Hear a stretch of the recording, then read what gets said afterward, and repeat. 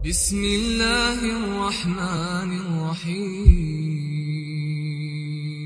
الحمد لله وحده والصلاة والسلام على من لا نبي بعده, أما بعد. Всевышний Аллах говорит в Коране: وَأَمَّا مَنْ خَافَ مَقَامَ رَبِّهِ وَنَهَى النَّفْسَ عَنِ الْهَوَى فَإِنَّ الْجَنَّةَ هِيَ الْمَأْوَى. А тот, кто боялся своего Господа, боялся предстать перед Ним в судный день и запрещал своей душе прихоти, فَإِنَّ الْجَنَّةَ هِيَ الْمَأْوَى. Поистине рай его место пребывания.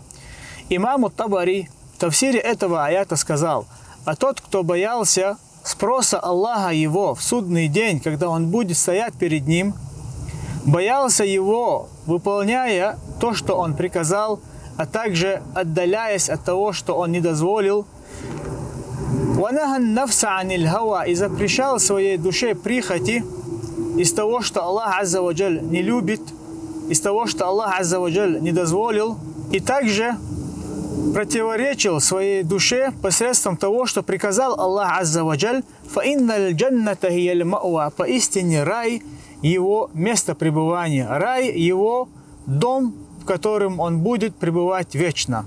Набожность – это оставление того, что не дозволил Аллах Азза ва Джаль, и отдаление от того, в чем есть сомнительное.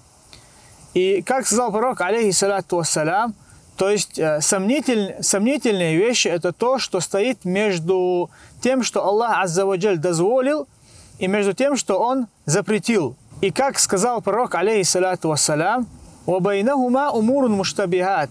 Между этими двумя стоят вещи, в которых есть сомнительное. И пророк, алейхиссалату вассалям, сказал: тот, кто остерегался от сомнительных вещей, то он защитил свою религию и честь.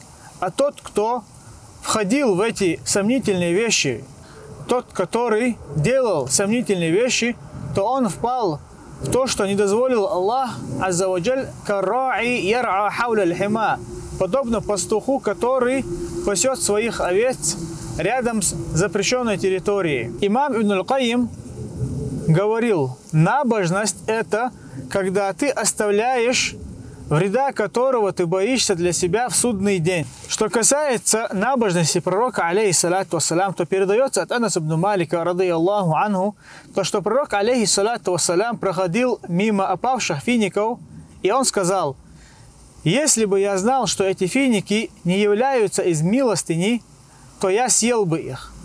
Как мы знаем, пророк, алейхиссалату вассалям, не принимал то, что является милостынью. Однако он принимал только то, что ему было даровано в качестве подарка. Как мы можем узнать набожность человека?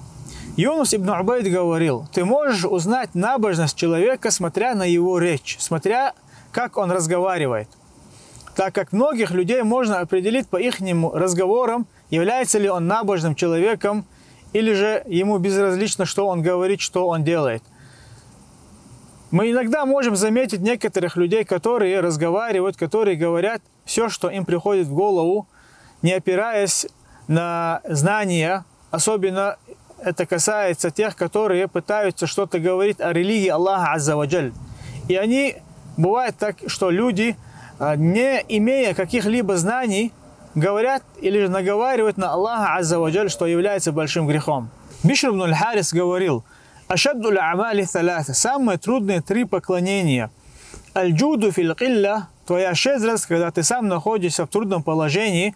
Валь-варау фил хульва, твоя набожность, когда ты остаешься самим собой. То есть каждый человек знает, может познать свое положение перед своим Господом, когда он остается с ним наедине.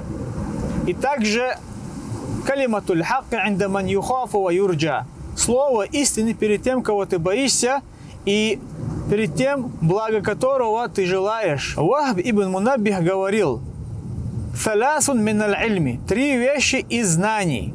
Первое – это «Вараун яхджузуху ан маасиллах». Это набожность, которая преграждает тебе от того, что запретил Аллах Азза ва Джаль. «Вахулукун юдари бихин нас», нравы, посредством которых ты задобряешь людей. «Вахильмун ярудду бихи джахля аль-джахили», и мягкость, посредством которого ты отталкиваешь от себя невежество невежды. Ва саллаллаху ва саллям аля набiyina Мухаммад, вальхамдулиллахи раббил аламин.